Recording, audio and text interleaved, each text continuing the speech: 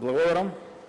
Почитувам председател на собранието, почитувани колеги пратеници, почитувани министри во владата. Денес ќе го искористам моето право да поставам 3 пратенички прашања до министерката за образование Весна Јаневска, однос на за мене многу значајни прашања во ресорот образование.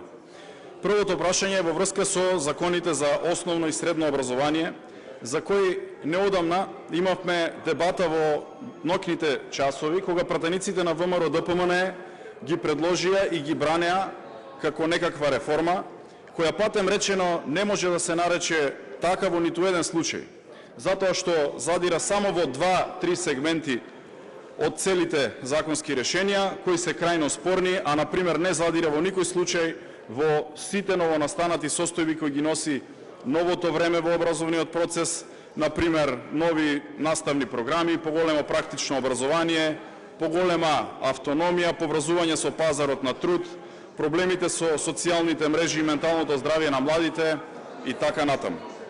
Председателе, ако може се време... Ве молам да го слушнаме пратеникот, ве молам.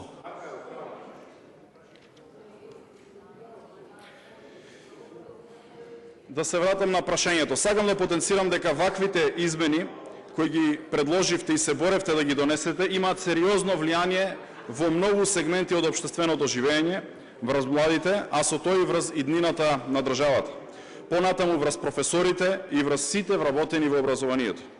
Но овие закони носат еден друг скриен трик, односно проблем кој на задна врата сакате да го протнете преку овие законски измени. Например, се работи за еден од столбовите на кои се темели системот на државата, преку доближување на услугите кон граѓаните, а тоа е процесот на децентрализација, започнат во далечната 2005 година, со тенденција државата низ годините да ги пренесува надлежностите кон општините и граѓаните. И да појаснам, децентрализацијата структурално е изразена преку политичка и фискална децентрализација. Политичката е во пренос на одлучувањето од централната кон локалните власти, а фискалната е за пренос на буџетските средства кон општините, за да тие можат самостојно да ги извршуваат превземените обврски. Сега ќе се вратам на 2026 година, 20 години после годината кога некои други луѓе во ова собрание започнале и носеле прогресивни одлуки за државата во делот на децентрализацијата. Денес доаѓа време кога министерката за образование повторно не враќа кон 2005 година. Да преведам, вие преку овие закони велите дека општините од сега ќе можат да плаќаат повеќе финансиски средства, односно им додавате можност финансиски да учествуваат преку давање плати на наставен кадар, а вие како министерство од сега ќе имате повеќе ингеренции, односно досегашните политички ингеренции им ги кратите. Еве ги аргументите. До сега во еден од членовите во овие два закони идентично за средно и основно образование се вели дека општината може да ја дополни добиената блок дотација со средства од сопствени извори, освен за плати на вработените во училиштата.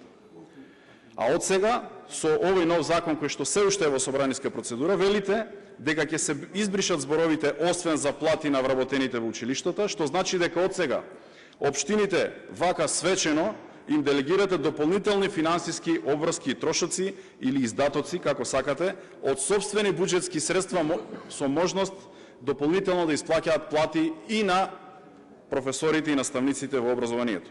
Понатаму, до сега во постоечкиот закон, во друг член за средно и основно образование е регулирано дека основачот може да формира паралелка со помалку од 20 ученици по добиено позитивно мислење од Министерството за образование и наука. Со оглед на тоа дека мислењето нема задолжително образувачки правен карактер, сега во измените предлагате наместо мислење да предвидувате согласност од Министерството за образование и наука со цел обезбедување појасна и посилна надлежност и поефикасна контрола при формирањето на паралелките, така вие го тоа објаснувате. Па дополнително во образложението им велите, почитувани градоначалници, совети, локални власти, овие измени се со цел по-децентрализирано управување во образованието. Ова, предпоставувам, е во делот на хуморот или парадоксот во режија на оваа влада.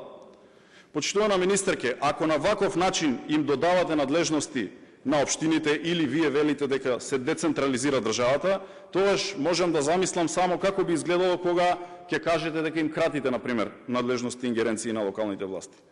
Вие сакате да кажете дека со посилна контрола и надлежност од страна на централата, односно на Министерството, ќе го децентрализирате образованието. Затоа да заклучам, вие им ги одземате политичките одговорности и ингеренции преку зајакнување на Министерството со институтот давање согласност од централата, а од друга страна не само што не им доделувате или пренесувате финансиски средства, односно не само што не им давате дополнителна финансиска самостојност, туку со закон им велите дека од сега, ако ви пуштиме, например, намалени финансиски средства за плати, снаоѓајте се, наместо да изградите некој водовод или улица, во вашата општина ќе дадете некоја плата плюс во образованието и во училиштето. Сега ќе го поставам првото пратеничко прашање. Каков е овој феномен? Зошто правите ретрограден процес и на задна врата носите нова централизација и дали знаете дека со ваква политика пред се малите општини ќе ги заглавите, а убеден сум дека и поголемите и посилните финансиски општини. Второто прашање е исто така во врска со овие крајно спорни за нас во опозицијата измени на овие два закони. Дали оваа, како што ја велите, оптимизација не можевте да ја изведете преку природен одлив на кадар, постепено со заминување на наставниот кадар во пензија, а не вака со правење резови, и тоа не било каде, туку онаму каде што тоа значи, меѓу другото, и образование за младите луѓе, но и екзистенција за наставниот кадар во образованието. Не знам дали ги слушнавте реакциите во јавноста на професорите на наставниот кадар. Понатаму, дали знаете дека дополнително со еден ваков пристап и политика ќе придонесете за миграција на населението село-град, посебно во оние села каде што училиштата се единствената институција која го одржува населението во одредени рурални средини. Ве прашувам каде ќе ги пратите сите тие наши сограѓани, наставници, професори кои кога ќе почнете да ги затварате училиштата, верувам дека нема да може сите да бидат образовни асистенти. Што ќе им кажете и каде ќе ги пратите на работно место кога нивните институции ќе престанат да функционираат? И третото прашање е во врска со затворањето на основното училиште Гоце Делчев во Штип. Каков е вашиот став по однос на ова прашање, имајќи во предвид дека училиштето не е ниту со 3, ниту со 5 ученици, како што преку овој закон се браневте дека ќе се затвораат само тие училишта, ниту пак тоа го побарале родителите, ниту пак наставниот кадар во тоа училиште.